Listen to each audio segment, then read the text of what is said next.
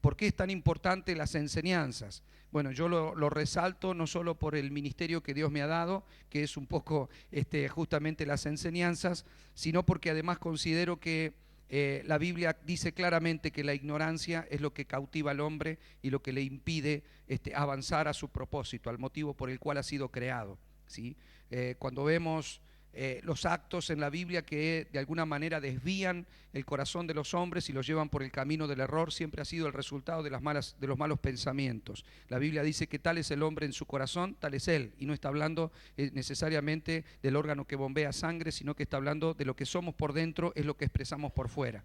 El mal pensado terminará actuando mal, y el que piensa bien tendrá obras de sabiduría.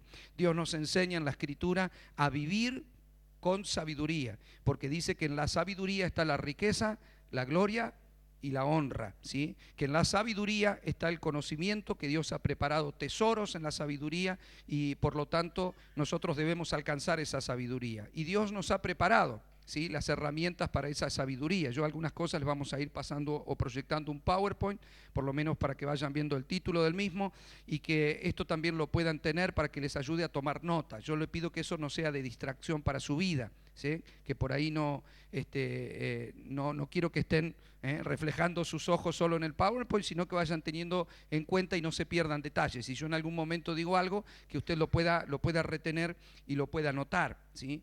Es importante que nosotros al adquirir sabiduría podamos transferir o elevar nuestra mente a la mente de Cristo, ¿sí? Es un llamado continuo. Vamos a compartir cuán importante es sacar nuestra mente de nuestra limitación y empezar a pensar como Dios piensa para vivir como Dios quiere.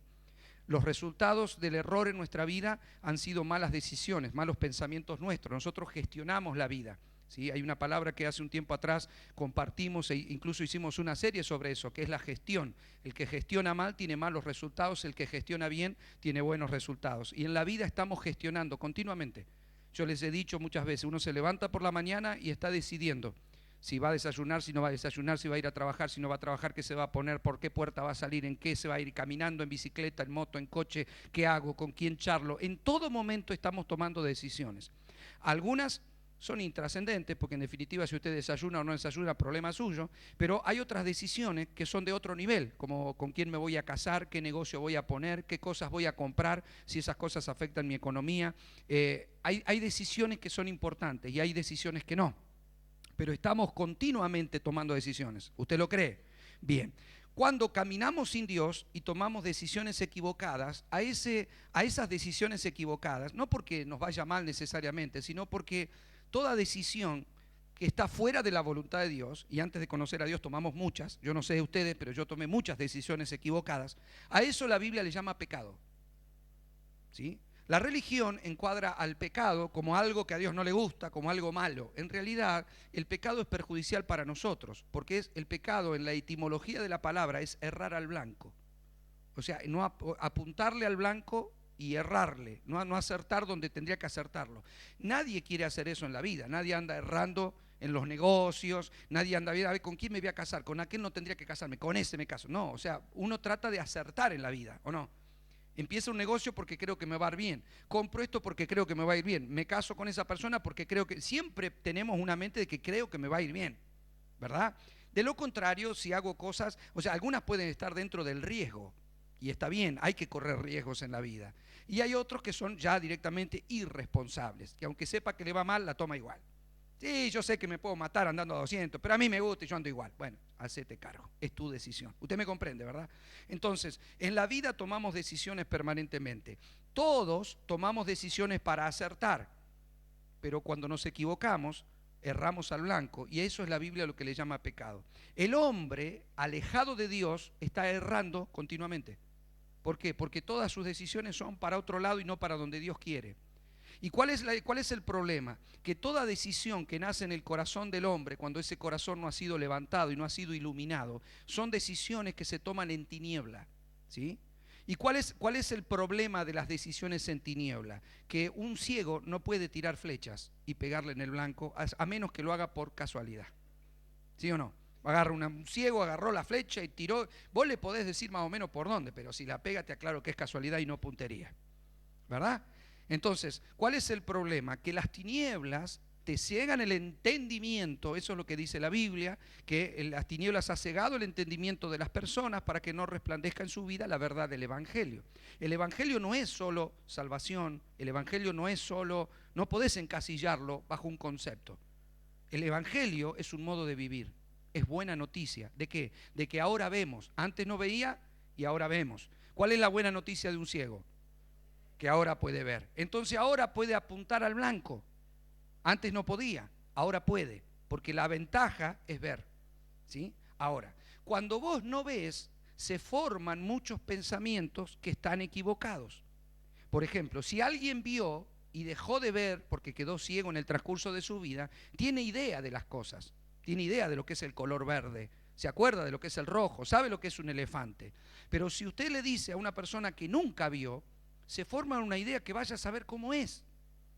Porque vos le podés explicar cómo es el verde, pero nunca va a definir el verde, excepto por su imaginación. Para vivir le alcanza, pero es su imaginación. Tal vez está el día que puede ver porque lo operan o porque Dios lo sana, y dice, pero yo no me imaginaba esto, pensé que era nada que ver con lo que yo me imaginé, ¿verdad?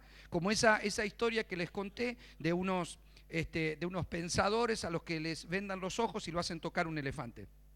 Sí, ya que mencioné la palabra elefante, será que inconscientemente me acordé de eso, ¿sí? Que al acercarse al elefante uno toca la trompa, el otro toca la oreja con la cabeza, con los ojos vendados, el otro toca la cola y el otro toca la panza. Así que luego le dicen, bueno, ¿qué es un elefante? Así que uno dijo, un elefante es una tela grandota que se sacude y se mueve. El otro dice, no, es como una manguera gruesa que cae así. El otro dice, no, es como una pared. Y el otro dice, nada, si es como una piolita. O sea, cada uno tiene su idea. Porque uno agarró la cola, el otro la oreja, el otro la trompa y el otro la panza. O sea, ¿cuál es el problema de pensar tan distinto? Que no ven. Por eso cuando usted escucha personas hoy en día, todas las personas opinan, ¿o no? Opinan de Dios, opinan que para mí no es así, para mí la reencarnación, para mí si te morís te reencarnás en un bicho, y no, para mí no hay nada, una vez que te morís no existe más nada, y el otro dice no, porque para mí Dios son muchos dioses y todos los dioses, o sea, cada persona saca su conclusión. Por lo que consume, por lo que le enseñaron sus padres, por alguna experiencia de vida o porque se le ocurrió nomás. Por eso usted va a la India y tiene más de 300 millones de dioses. Para ellos la rata es un dios, el caballo es un dios, la vaca es un dios, el fuego es un dios, la luna es un dios. Ellos tienen 300 millones de dioses. O sea, cuando vos estás en tiniebla, haces lo que se te ocurre, pensás como querés, debatís lo que querés y creés que tenés razón. Si usted los pone a discutir en una mesa a los que se acercaron al elefante, todos van a discutir, yo tengo razón. En realidad son puntos de vista muy personales porque no era toda la verdad revelada. Hay solo un dejo de verdad, pero no podés decir que el elefante es una piola. Usted me comprende, ¿verdad? Es decir, le falta ver el resto para tener claridad.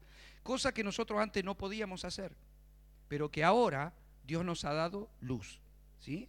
La luz tiene que ver con la forma de pensar. Si no cambia tu manera de pensar, no podés decir que ves. Por eso Jesús dijo que Él es el camino, Él es la verdad y Él es la vida. ¿Para qué? Para que hay caminos que nos conducían a la muerte y ya no nos conduzcan ahí, como dice el proverbio. Hay caminos que al hombre le parecen caminos de vida, pero son caminos de muerte. ¿Cuál es la idea de Dios? Que usted y yo andemos en un camino nuevo que se llama Jesucristo. No una religión, un camino nuevo. La diferencia es que yo ahora veo. Antes andaba como Joan Manuel Serrat, haciendo camino, caminante, no hay camino, se hace camino al andar. Tu abuela, eso porque no ves, o porque sos un improvisado, ¿verdad? Entonces ando haciendo camino por donde a mí se me ocurre. No, eso es una improvisación. El camino ya está hecho. Diga conmigo, el camino ya está hecho. Bien, lo hizo, se llama Jesucristo. Ahora veo, antes no veía, por eso no podía caminar ese camino. Ahora veo, ¿sí? Ahora, el ver cambia mi manera de pensar. Y cambiar mi manera de pensar cambia mi manera de vivir. Por eso es tan importante que Dios nos mude, porque vos encontrás una persona que aceptó a Cristo, que hizo la oración, pero si es porfiado y tiene una manera de pensar y no abandona su manera de pensar, nunca va a cambiar su vida. Porque él piensa así. Sí, no, yo sé que Dios dice, no, pero para mí no es así. Bueno, listo, ya está. O sea, la verdad es la que te libera. Jesús dijo, conocerás la verdad y la verdad te hará libre, ¿verdad? Entonces, cuando la verdad se va revelando a nuestra vida, entonces vamos alcanzando libertad. En la iglesia hemos cometido un error, que es el de decir, bueno, a mí desde que Cristo me hizo libre, o somos libres y le cantamos a la libertad. Eso creo que, si bien tiene un dejo de verdad, es como los que se acercaron al elefante. Sí es la cola de un elefante, pero no es todo el elefante. O sea, sí somos libres, pero no somos completamente libres. Pastor, ¿qué quiere decir? Quiero decir que en fe soy libre, pero Dios día a día me tiene que ir liberando de mí, de mis errores, de mis pensamientos equivocados. ¿Y eso cómo lo va haciendo? A través de la verdad. Si Dios no tuviera algo que libertar, ¿nos hablaría verdad hoy? No, ¿y para qué nos va a hablar si ya somos completamente libres? Pero pastor, somos completamente libres. En la fe sí, en la fe sí. O sea, en la fe que voy a decir, Cristo me libertó, pero digamos, en poder caminar en la realidad es un proceso. La fe es tan grande como Dios, porque la verdad es Dios. ¿Cuántos saben que la verdad es Dios? ¿Qué dijo Jesús? Soy el camino, soy la verdad y soy la vida. Entonces, no puedo decir que conozco toda la revelación de Dios. Se me tiene que ir revelando. Por eso dice Proverbios 4 que el camino de lo justo o la senda de lo justo es como la luz de la aurora de la mañana que va en aumento. ¿Sí? Es decir, salgo y hay una pequeña luz en el horizonte, va creciendo y al mediodía se ve mucho, veo bien. ¿Sí? Así es el camino de los justos, se nos tiene que ir revelando la verdad. Usted puede conocer mucha Biblia, eso no significa que conozca la verdad. Conoce el libro, ¿sí? Y usted va a ver que el libro no necesariamente es la verdad. Que envasa la verdad, sí, pero las riquezas tienen que ser consumidas. Que usted se compre una Biblia no lo hace más sabio. Sí, de pronto tiene las herramientas para alcanzar sabiduría, pero la sabiduría es la impartición del conocimiento de Dios revelado en mi vida de manera tal que lo pueda poner por obra. Por eso yo les he hablado en algún momento de 3 dimensiones diferentes del conocimiento: el conocimiento en sí mismo, el entendimiento y la sabiduría. Conocimiento es recibir una información, entendimiento es ordenar una información recibida y sabiduría es aplicar ordenadamente la información que recibí. Entonces, ¿cuándo un hombre es sabio? ¿Cuando sabe muchos versículos? Eso lo puede saber cualquiera. Puede ser un impío, una persona que nunca conoció a Dios. Es más, dice que Dios no existe, pero se aprendió la Biblia de memoria. ¿Cómo actúa? Mal. Actúa como necio, así que no actúa como sabio. Ahora, ¿dónde está la riqueza, la gloria, la honra y la bendición? La Biblia dice que está en la sabiduría, no en el conocimiento. No es lo mucho que conozca, sino lo mucho que he logrado ordenar en mi vida para aplicarlo en mi casa, en mi familia, en mi trabajo, en todo lugar donde esté. ¿Me está comprendiendo hasta acá? Bien. Segunda, por favor, PowerPoint. Quiero mostrarle 3 aspectos, porque cómo debe ser la enseñanza espiritual y por qué la palabra escuela. Sí, le dije que le iba a mostrar la etimología de la palabra escuela. Bueno, se la voy a leer literalmente.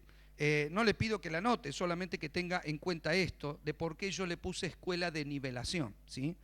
El término escuela, por favor, míreme hacia acá, el término escuela proviene del griego clásico, que es schole, o en el latín es la palabra schola, que curiosamente el significado original en el griego era la palabra ocio, ¿sí? Ocio. Usted dice, ¿qué tendrá que ver la escuela con el ocio, verdad?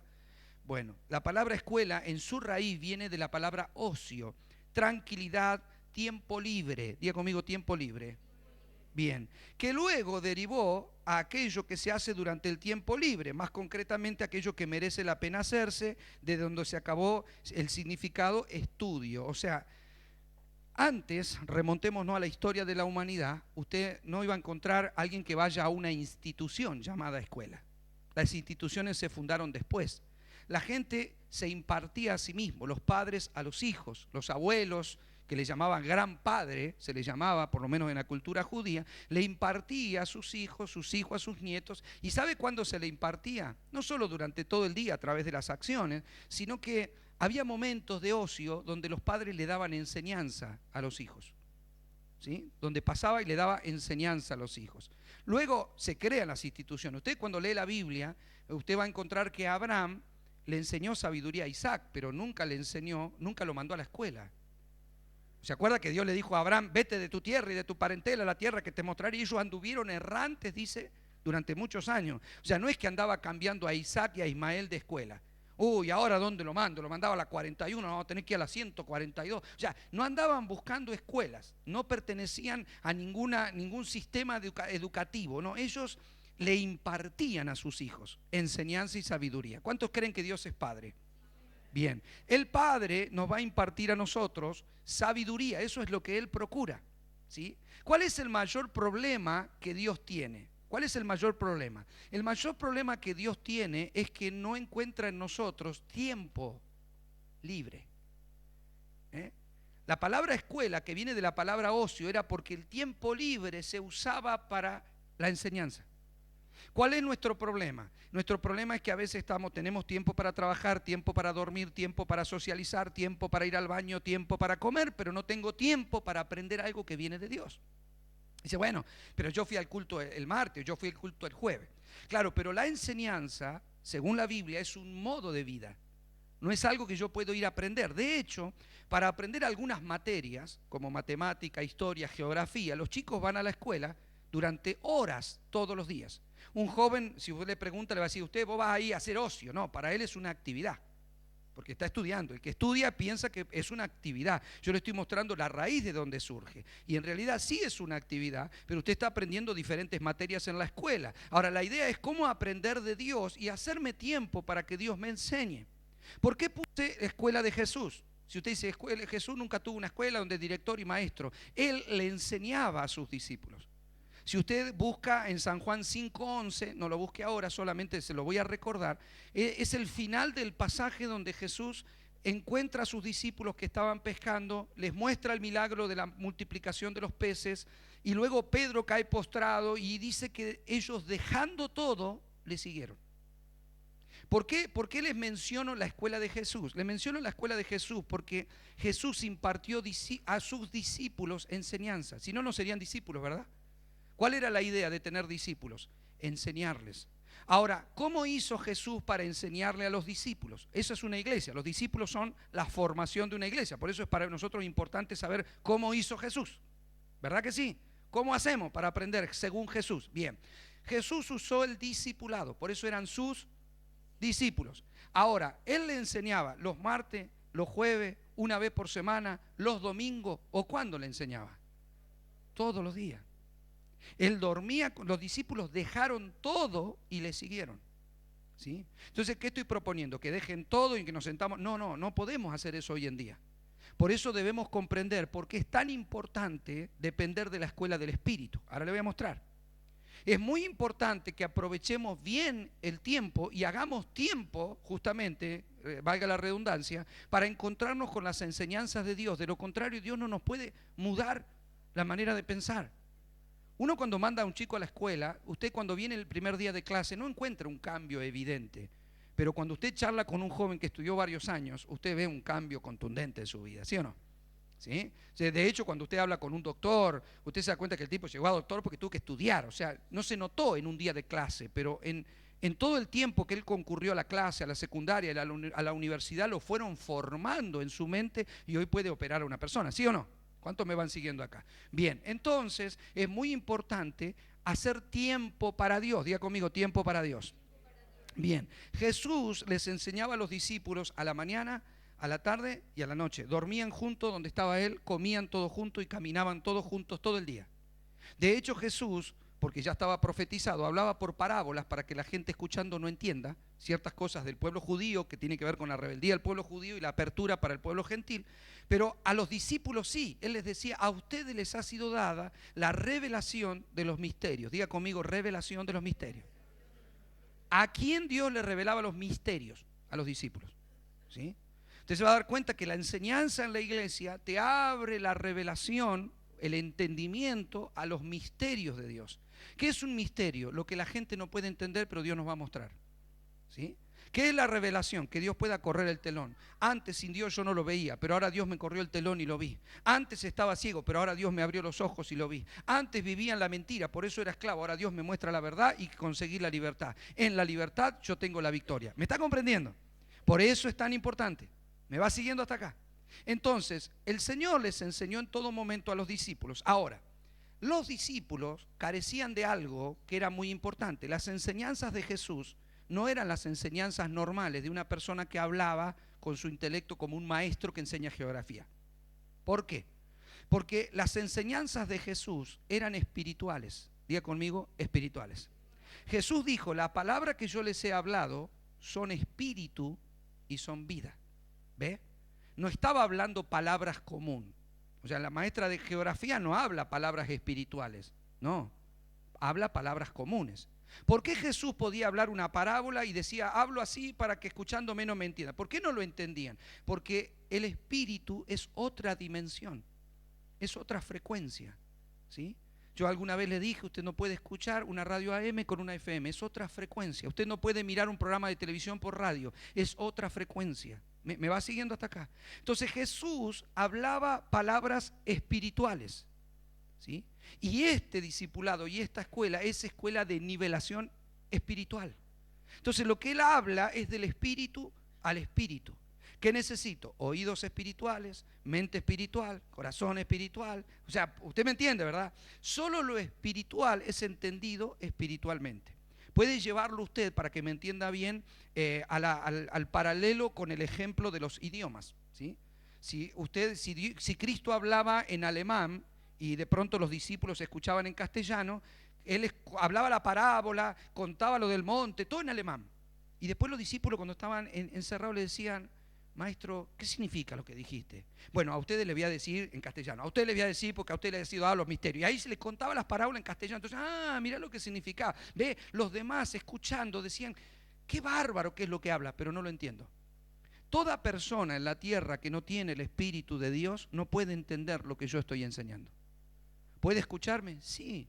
¿Puede opinar? Sí, pero va a sacar conclusiones que le parecen a él, porque no la entiende, como yo no la entendí antes de que Dios me diera al Espíritu Santo, porque el Espíritu Santo es el que nos lleva a toda verdad y justicia. Lo espiritual necesita revelarse. Yo ahora tengo la herramienta, usted tiene la herramienta, antes no teníamos la herramienta. ¿Cuál es la herramienta? El Espíritu Santo. ¿Cuántos tienen el Espíritu Santo acá? Bien, entonces tenemos las herramientas para poder entender. Ahora preste atención a esto. Cuando Jesús le habló durante 3 años a los discípulos entendían en parte. Como cualquier persona que si no tiene a Dios me está escuchando y dice, no, yo no entiendo, pastor, lo que dice. Sí, va a entender porque estoy hablando en su idioma. Pero ¿cuál es el problema? El problema es que cuando vinieron a meterlo preso a Jesús, no quedó nadie. Él estuvo 3 años diciéndole que era necesario que lo apresaran, que sea crucificado, pero que al tercer día resucitaría. ¿Se los dijo o no? Eso es una revelación. Pero ellos no entendieron eso. Pedro entendió que Jesús era el Cristo, pero no entendió que al tercer día iba a resucitar. Entonces, cuando resucitó al tercer día Jesús, ¿había alguno de los discípulos en la puerta de la tumba esperando, aplaudiendo, porque decía, hoy sale, hoy sale? Ninguno. Estaban asustados y escapando. ¿Por qué? Si él 3 años estuvo enseñándole, ¿por qué no estaban? Porque no entendieron. ¿Cuál fue la decisión que tomaron? Quedarse encerrados. Estaban pensando mal, a pesar de que habían sido enseñados. Entonces, ¿qué quiere decir? Que la escuela de Jesús es muy limitada sin el Espíritu. Y usted va a ver que Jesús mismo reconoce esto, para que no diga, así que la escuela del Señor es limitada. Sí, el Señor dijo. El Señor dijo. Él dijo, a ustedes les conviene que yo me vaya. Y dice el libro de San Juan, capítulo 16, se lo voy a leer al pasaje para que a usted le quede claro lo que le estoy diciendo. Dice el libro de San Juan, por favor, en el capítulo 14, vamos a leer el capítulo 14, verso 26. Capítulo 16, verso 13 dice que Él nos enseñará, nos llevará a toda verdad y justicia. Pero dice el capítulo 14, verso 26, Jesús les había dicho, a ustedes les conviene que yo me vaya, y les dice, mas el Consolador, el Espíritu Santo, en el que el Padre enviará en mi nombre, Él les enseñará todas las cosas y les recordará todo lo que yo les he dicho. La paz os dejo, mi paz os doy, yo no la doy como la da el mundo, no se turbe vuestro corazón ni tenga miedo. ¿Por qué le dice que no tengan miedo? Porque Él les acababa de decir que se iba a ir. ¿Ustedes saben lo que es que el maestro te diga, me voy? No, maestro, le dijo Pedro, no te vayas, o sea, te van a matar, no te vayas, no dejes que te hagan daño. O sea, ¿qué le dijo Jesús a Pedro? Pedro, vos no estás pensando, ¿ve? No estás pensando como piensa Dios, estás pensando como piensan los hombres. O sea, si yo te hago caso a vos, termino pecando. Y si peco, no puedo redimir a la humanidad. En definitiva, el resultado de la vida y de la concreción del propósito está en tu manera de pensar. ¿Qué le dijo Jesús a Pedro? Apártate de mí, Satanás. ¡Epa! ¿Por qué? Porque el diablo afecta los pensamientos de las personas. Ahora, nosotros podemos tener la mente de Cristo, nosotros podemos pensar como Dios piensa, por eso es tan importante hacernos el tiempo, eso es escuela, para adquirir el conocimiento de Dios, para pensar correctamente y para adquirir sabiduría y actuar correctamente. Y usted me dice, bueno, pero si Jesús le enseñaba todos los días, de la mañana, a la tarde, a la noche, y aún así pecaron porque se equivocaron o no pudieron entender el momento en el cual estaba Jesús, ¿por qué? Porque Jesús le dijo, el Espíritu Santo, no tengan miedo, cuando yo me vaya, en lugar mío va a venir el Espíritu Santo. Ahora ya no va a hablar el maestro de Galilea con ustedes como Rebollera les está hablando. Ahora es el Espíritu Santo el que te va a hablar y te va a enseñar y te va a recordar lo que yo enseñé. ¿Les dijo eso? Lo acabamos de leer. ¿Qué hará el Espíritu Santo? Te va a enseñar y te va a recordar lo que yo enseñé. Quiere decir que la escuela de Jesús te llena de información. Que cuando el Señor te explica algo, te da entendimiento. Pero la sabiduría solo viene con el Espíritu Santo y la comunión que tengas con Él. ¿Cuándo los discípulos pudieron entender? Cuando fueron llenos del Espíritu Santo. Hechos capítulo 1, verso 8, el Señor les dijo, no vayan a ningún lado hasta que no sean embestidos con poder de lo alto. En el Pentecostés fueron llenos del Espíritu Santo. El Espíritu vino sobre ellos y los llenó con su presencia, ¿sí o no? A partir de ese momento ellos recibieron la sabiduría para entender todo. De hecho, el mismo apóstol Pedro se pone en pie y cita el libro de Joel, lo cual es una revelación, y dice, esto es lo que dijo el profeta Joel, y empieza a dar una enseñanza y se convierte en 3.000 personas. Quiero que entienda esto, el Espíritu Santo es el único que te va a dar la luz, la enseñanza, la sabiduría, que te va a usar las herramientas de los sermones, porque yo puedo predicarle 10.000 sermones, si no te los revela el Espíritu, hace cuenta que escuchaste un tren pasar por al lado tuyo. Tu vida no va a cambiar por la predicación de un pastor, aunque ese pastor esté ungido. ¿Por qué? Porque a Cristo nadie le puede negar la unción que tenía, pero con la unción con la que habló, hay gente que no entendió, ¿sí o no? Y voy a decir, pero ¿y por qué la gente no lo entendió semejante unción? Porque solo el Espíritu Santo es el que te trae revelación. Por eso usted y yo necesitamos comunión con el Espíritu, estar orando, pasar tiempo con Él, hacer silencio. Como dice los salmos, acostate en el lecho de tu cama y callá y sabé que yo soy Dios. Nuestra mente es una computadora cargada de información y a veces el 50, el 70, el 90 y el 100% de la información de esa computadora cuando llegamos al Señor está cargada de porquería. Todas equivocadas, todas equivocadas, todas equivocadas. Y yo pensé, todo pensamiento mío, basado en lo que me enseñaron mis padres, la cultura, el colegio, la crianza, me dijeron que era poco, que no servía, que no alcanzaba, que era un tarado, que era feo, que era... Yo metí toda esa porquería en mi cabeza. Dios tiene que venir luego por el Espíritu Santo, ir sacando todo ese pensamiento equivocado que forma tu carácter, que te hizo tímido, que te hizo enojón, que te hizo chinchudo, que te hizo débil, que te hizo murmurador, porque todo eso es el resultado de lo que nos han cargado adentro, la vida misma, para no echarle la culpa a nadie, la vida. Y si fue alguien que te marcó la vida mal, usted tiene que extender perdón, porque ese alguien que te cargó la vida mal, también se la cargaron mal a él, por eso hacía lo incorrecto, pensaba en tinieblas. Entonces cuando alguien sufrió el golpe, el abuso verbal, físico, la mala crianza, la pobreza, todo eso deforma tu cabeza. Cuando vos llegás al camino del Señor y no va a cambiar tu vida porque vi a la iglesia, fui al culto, no, ahora me va bien, el Señor me va a ayudar ahora. Sí, pero adquiere un proceso de cambio, por eso es tan importante la enseñanza.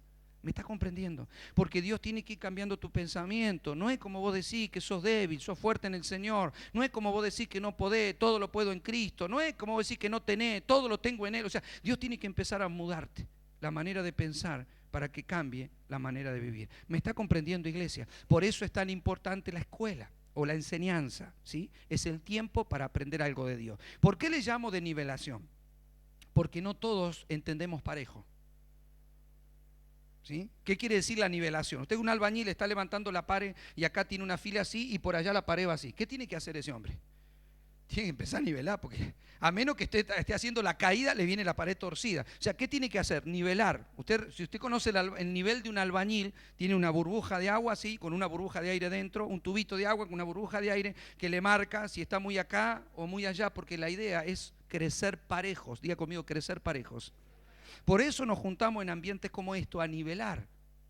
¿Y usted, pastor, por qué dice que algunos crecen más que otros y otros entienden menos que otros? Primero, por el tiempo que nos hemos convertido. Algunos tienen mucho tiempo de enseñanza y otros apenas han escuchado pocas predicaciones. Por otra parte, algunos asimilan fácilmente lo que Dios dice y mudan fácilmente a la enseñanza de Dios y otros son porfiados. Ahí Dios tiene que agarrar la maceta y romper los pensamientos. Porque Pablo dice que debemos derribar fortalezas y argumentos. ¿Ve? Todos tenemos fortalezas y argumentos.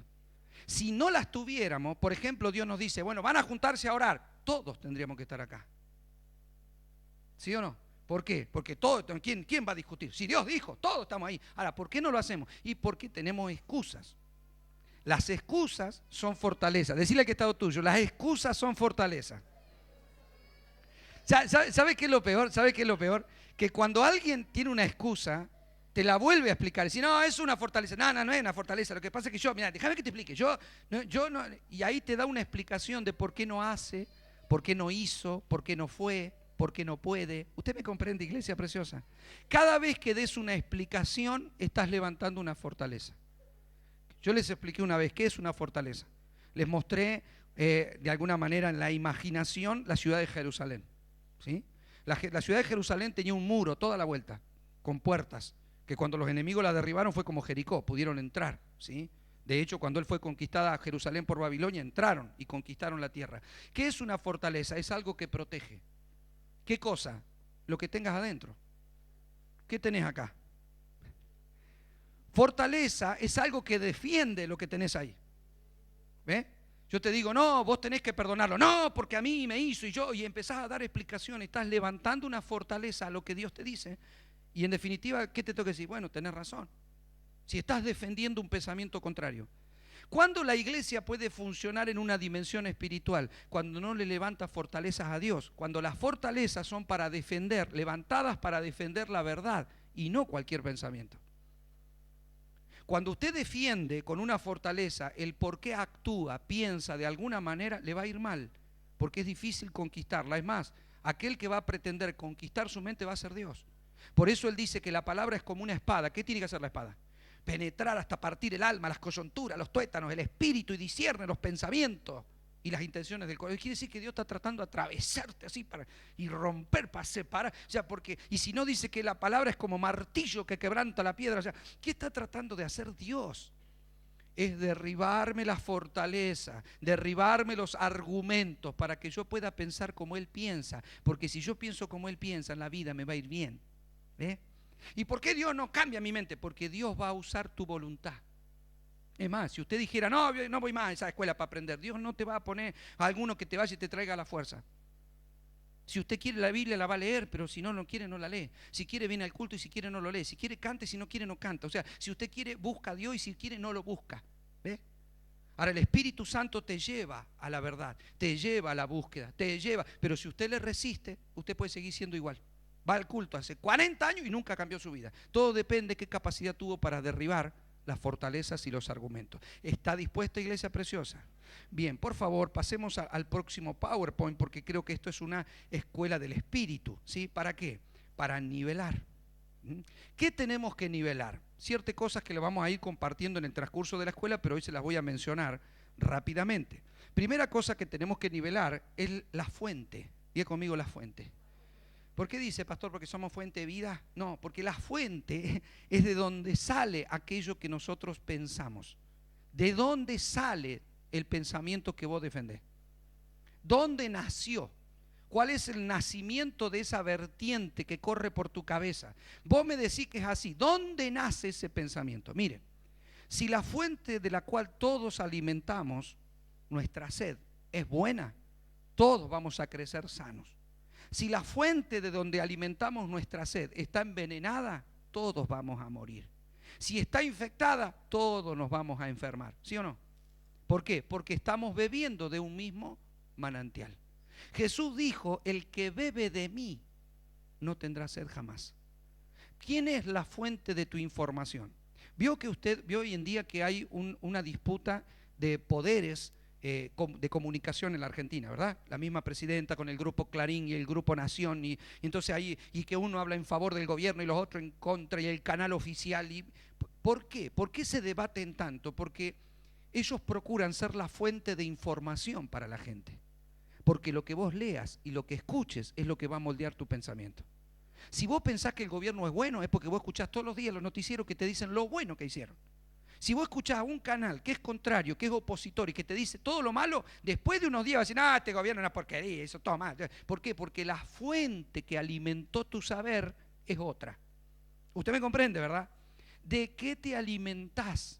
Es de lo que va a formar tu vida. Tu mente se alimenta. Para eso una escuela. Si usted manda a un chico a una escuela donde no tienen un buen programa de enseñanza, usted lo manda, está todos los días ahí, pues sale tan burro como entró, porque le enseñan mal. Pero si ese lugar es un lugar de buena instrucción, buenos profesores, de disciplina, usted va, su hijo va a salir mucho más sabio y cambiado, porque la fuente de la cual va a beber es diferente. ¿Sabe que a nivel nacional muchas veces hacen competencias de escuelas y dicen que algunas escuelas es abismal la diferencia intelectual con otras escuelas? ¿Por qué? Los programas de estudio, las enseñanzas, los profesores, porque en definitiva la diferencia es la fuente de la que beben. Por eso usted tiene que procurar, y yo también, si vamos a ser efectivos, es consumir de la fuente correcta. ¿Quién es la fuente? Cristo. Bien. Segunda cosa que hay que nivelar es la interpretación. ¿Por qué digo nivelar la fuente? Porque algunos beben más de Cristo que otros. Usted me entiende, ¿verdad? Algunos están leyendo, están orando, otros hablan con cualquier pavada, se juntan con la gente incorrecta, andan chusmeando, andan en sus propios pensamientos. Por eso hay que nivelar. Estamos nivelando. Estas cosas las vamos a ir nivelando con la escuela, así que no piense que va a salir acá todos cambiados. Bueno, en parte espero que por lo menos con el entusiasmo. Segunda cosa es la interpretación. ¿Por qué? Porque usted tiene dos maneras de interpretar las enseñanzas de Dios. Con su propia mente o con el Espíritu de Dios. El Espíritu de Dios te va a dar la interpretación correcta. Tu propia mente va a tratar de interpretarte la vida. No, lo que pasa es que él me dijo, porque el problema es mi cuñado, y yo le dije que mi prima, y todas las conclusiones tuyas. Pero si usted deja interpretar su vida a Dios, Dios te dará una respuesta más sencilla. El problema es que para dejarte guiar por Dios tenés que derribar la fortaleza. Dios no lee la vida como la leemos nosotros. Nosotros generalmente, no, porque yo, decime si no tengo razón. Decime, mira lo que me pasó. Y todo lo que somos víctimas de todo. Todos están equivocados. Si sos de Boca, los equivocados son todos los hinchas River.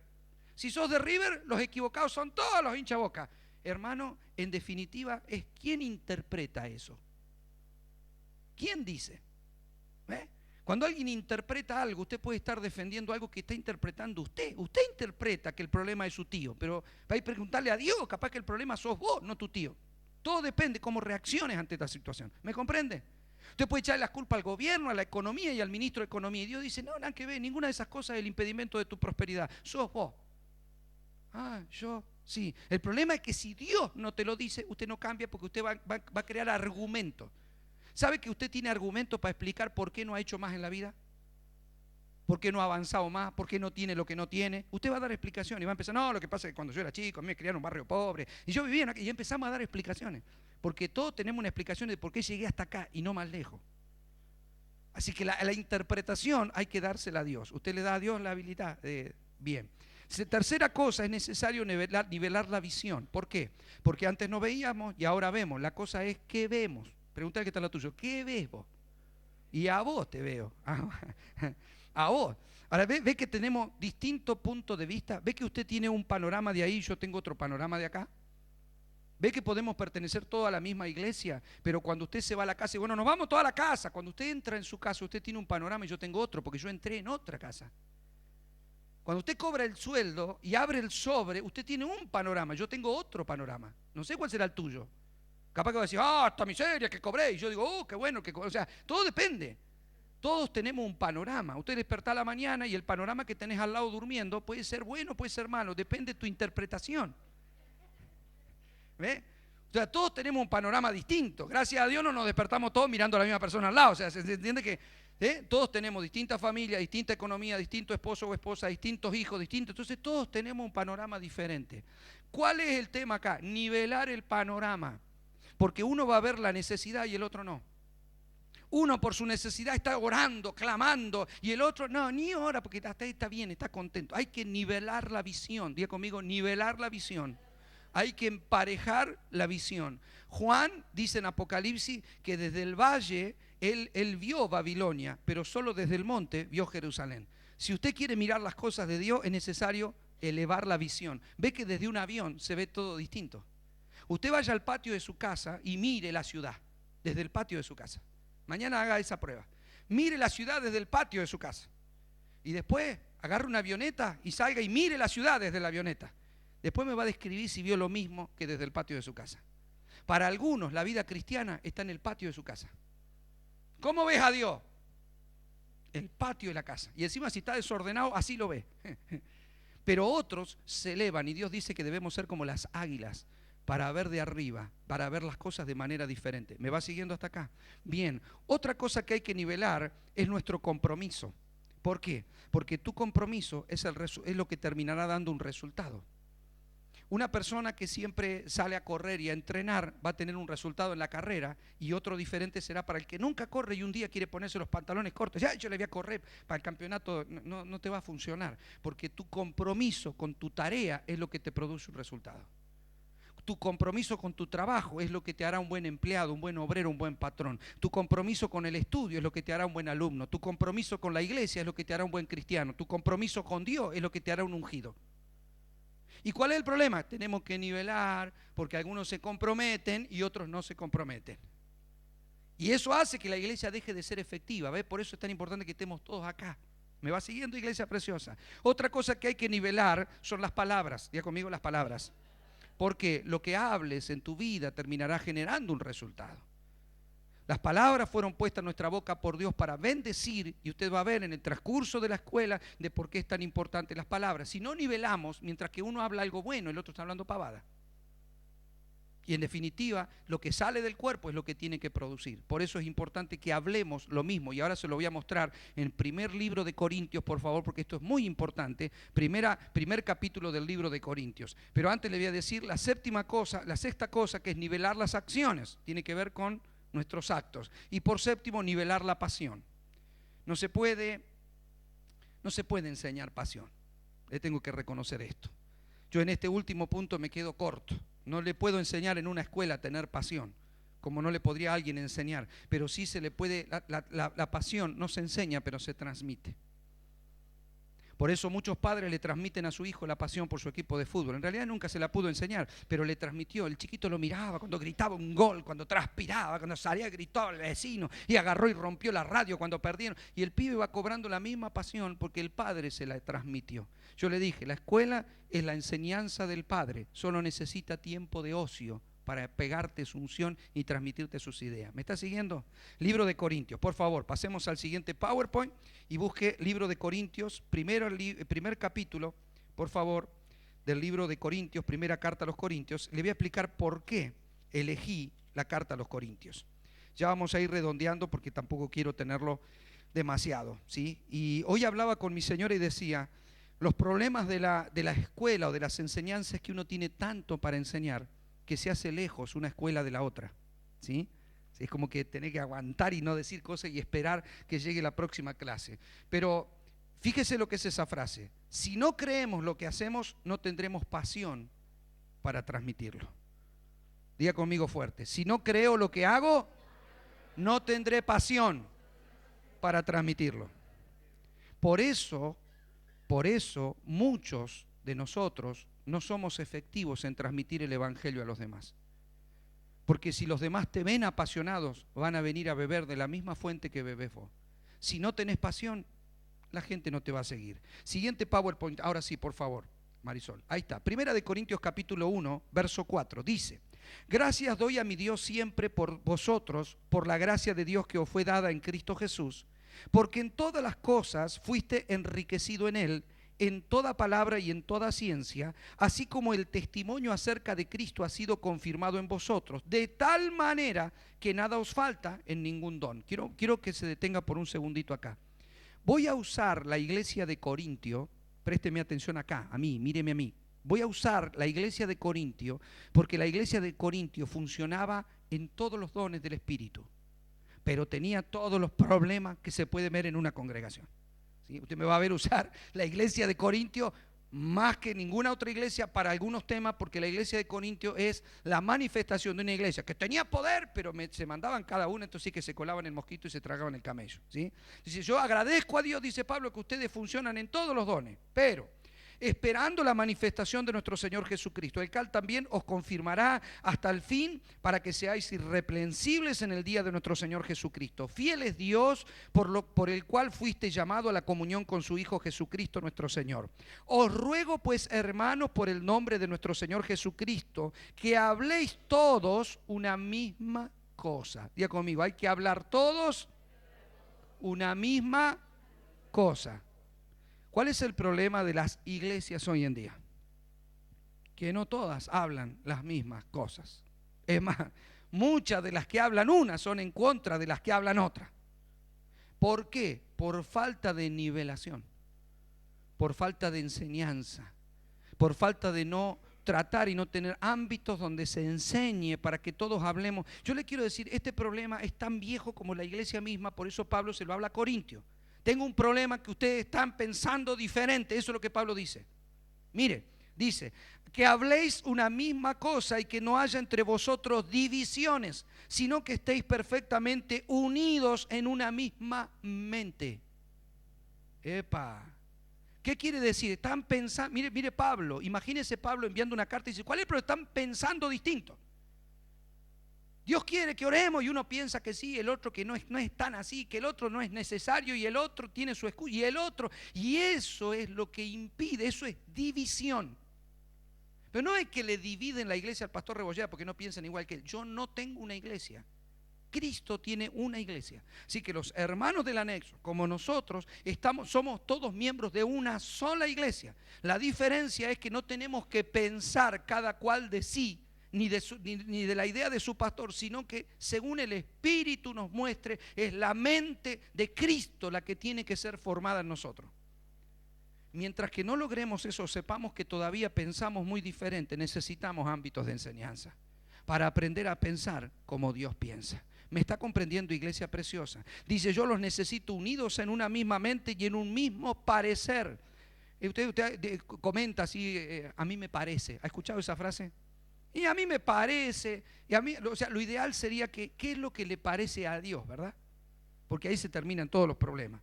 Dice, porque he sido informado acerca de vosotros, hermanos míos, por los de Cloé, que hay entre vosotros contiendas. Quiero decir que cada uno de vosotros dice, yo soy de Pablo, yo soy de Apolo, yo soy de Cefa y yo soy de Cristo.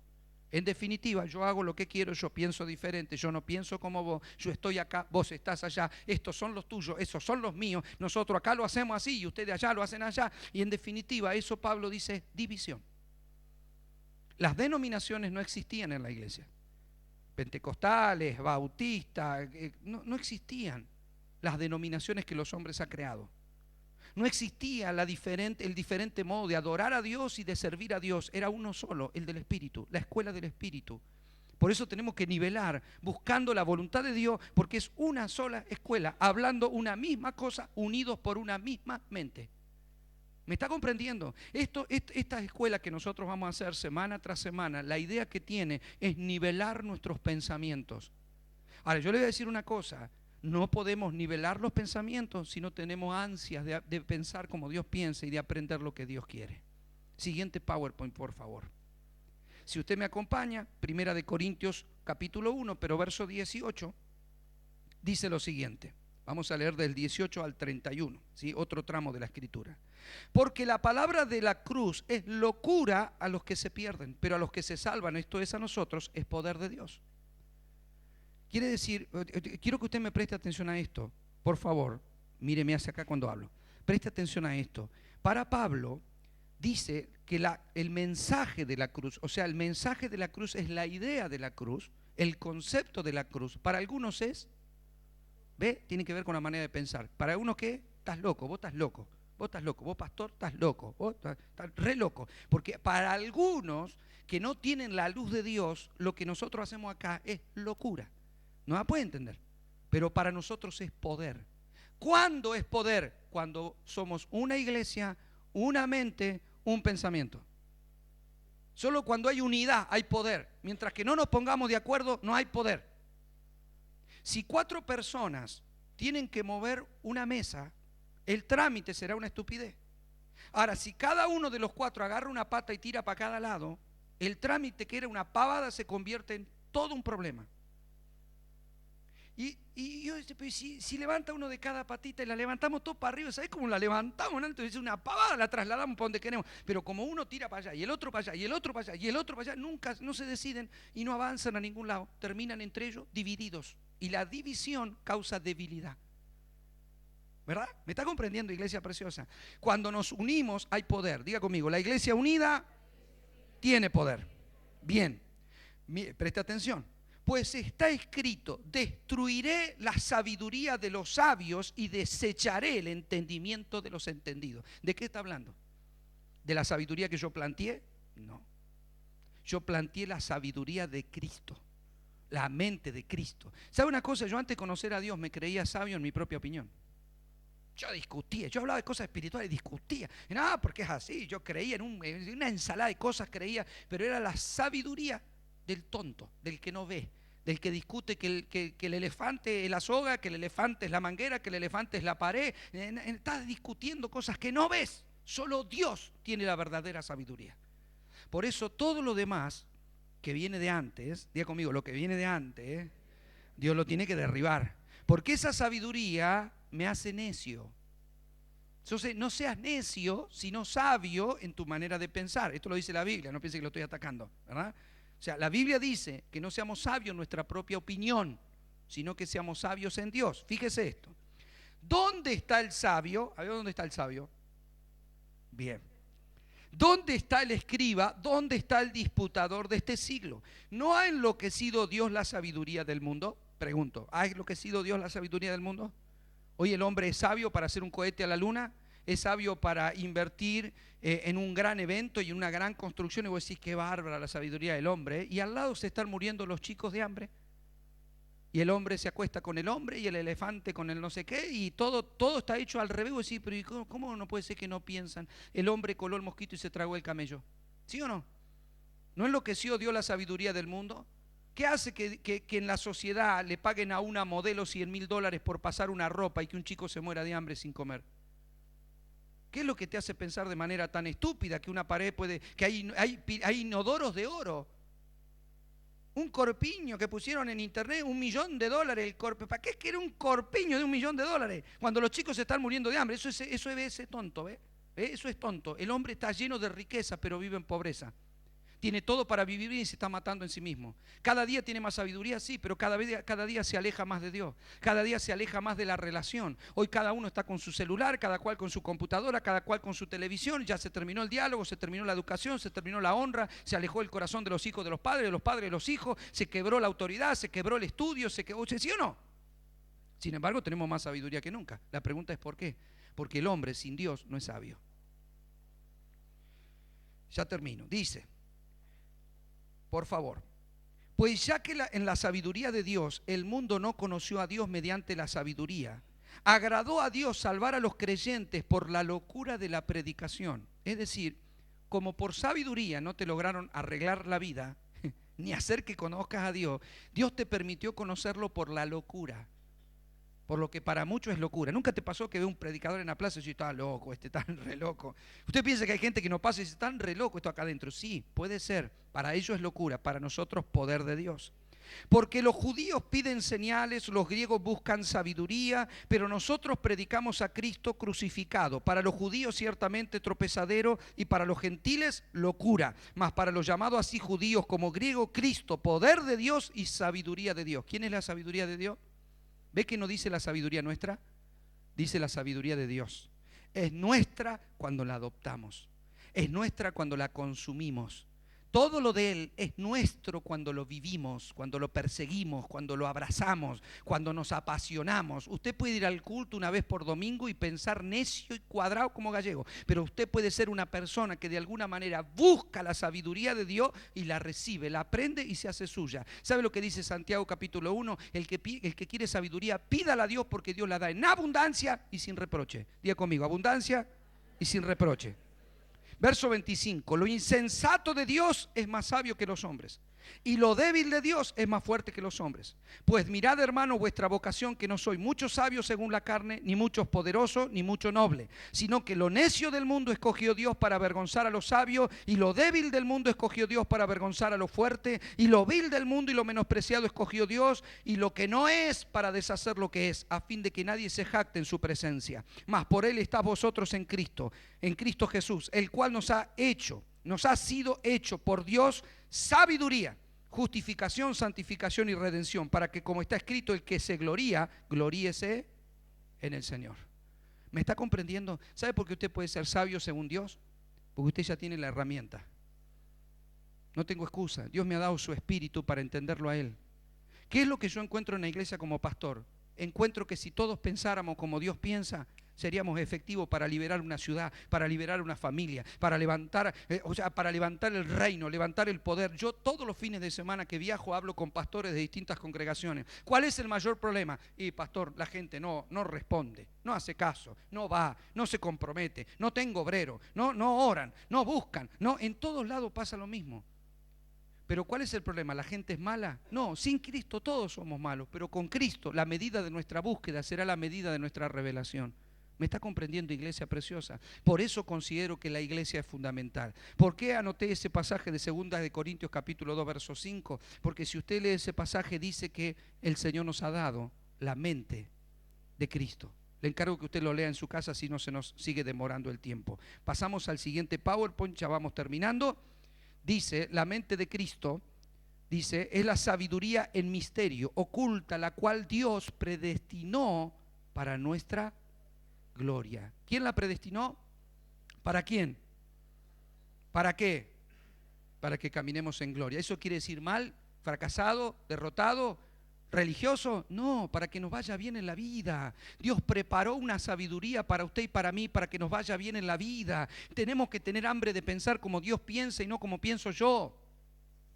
Usted escucha a una persona, hermano, llega un momento que te da ganas de taparte las orejas porque tiene tanto de sí mismo para hablar, ya, pero habla de él, habla de su casa, habla de su familia, habla de sus problemas.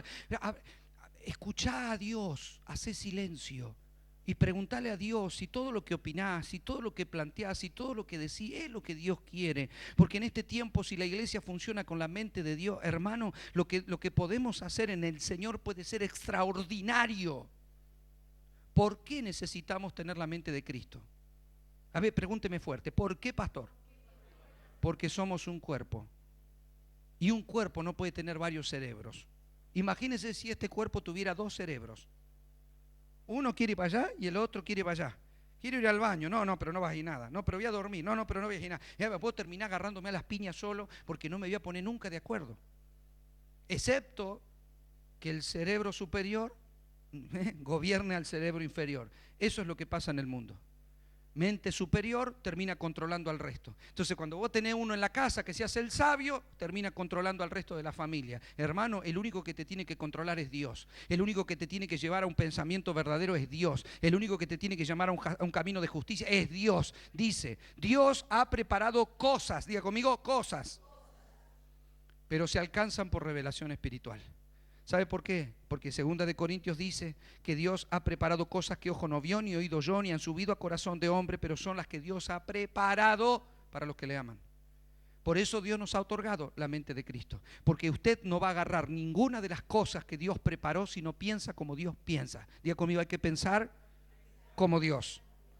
El espíritu que proviene de Dios es para que sepamos lo que Dios nos ha concedido. ¿Cuántos tienen el Espíritu de Dios? Perdóneme que le pregunte de vuelta. Estamos en la escuela. ¿Sí? En la escuela usted se tiene que bancar al maestro que le haga levantar. ¿Cuántos tienen el Espíritu de Dios? Bien. No podés decir que no sabés dónde están las cosas que Dios preparó para tu vida. Cuando no sabés dónde están las cosas es porque no estás pensando como Dios piensa. Fíjese lo que dice adelante. Siga por favor, Mari, al próximo PowerPoint. Número 1, debemos romper el viejo modelo de iglesia. Lo vamos a hacer con las escuelas. Número 2.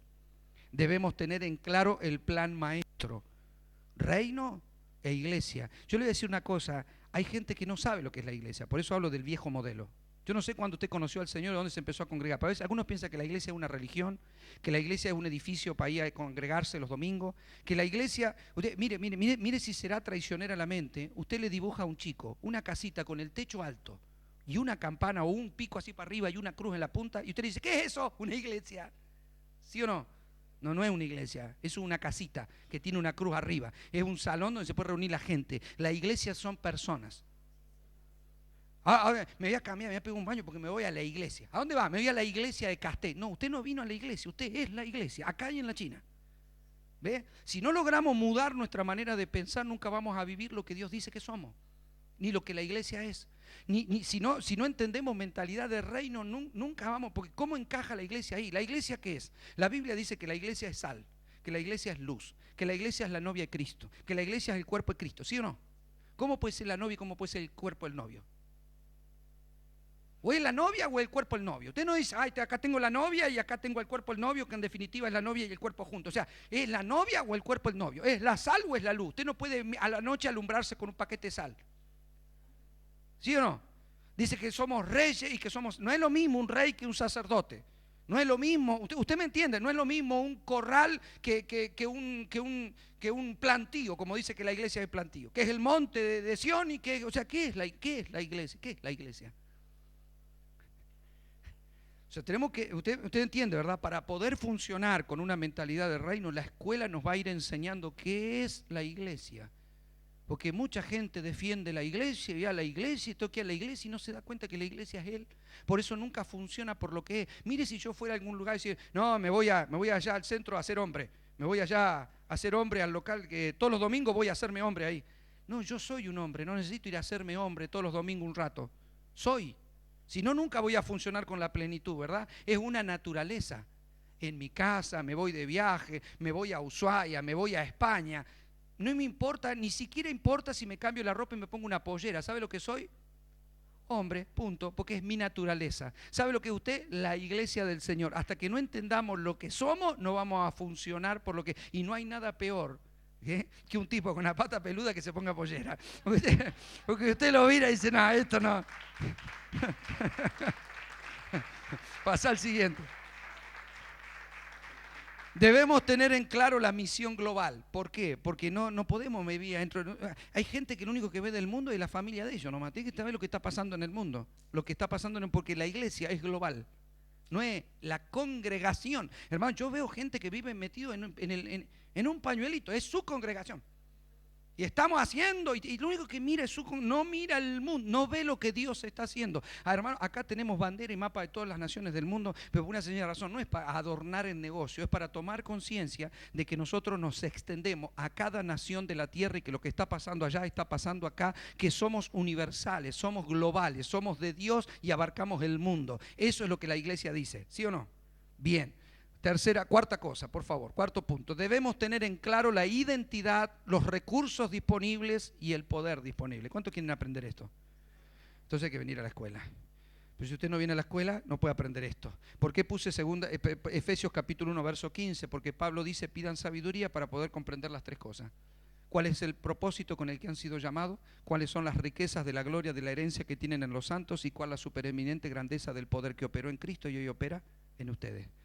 Estas cosas se tienen que aprender, porque hay gente que no sabe para qué nació, no sabe para qué viene al culto, no tiene propósito en el Señor, por eso no descubre los dones, no descubre la identidad. Si usted no sabe quién es, ¿no ha visto las novelas que el heredero es el pobre, es el jardinero? ¿Sí o no? Y vos decís, no, pues cuando se entere el jardinero es el dueño de todo, pero no tiene identidad el tipo. ¿Por qué? Porque no sabe quién es. Hasta que un día se entera que él era el hijo del rico, entonces el heredero, entonces ya después lo ven coche nuevo, traje nuevo, ya se le despertó, se le más. Hay gente que es así, no sabe que es hijo de quién es hijo de quién. ¿De quién es tu gene que tenés ahí? No, mi viejo, no, de Dios. Yo le estoy hablando de los renacidos. Los genes que usted tiene son los de Dios. Usted y yo somos hijos de Dios y todas las riquezas de Dios son nuestras. La identidad con la que puedo funcionar en la vida es la identidad del hijo de mis padres o el hijo de Dios. Todo depende cómo viva. Si usted trabaja como el hijo de sus padres, te va a costar como le costó a tu papá. Pero si usted trabaja como el hijo de Dios, las bendiciones y las riquezas te alcanzarán porque Dios es dueño de todas las cosas.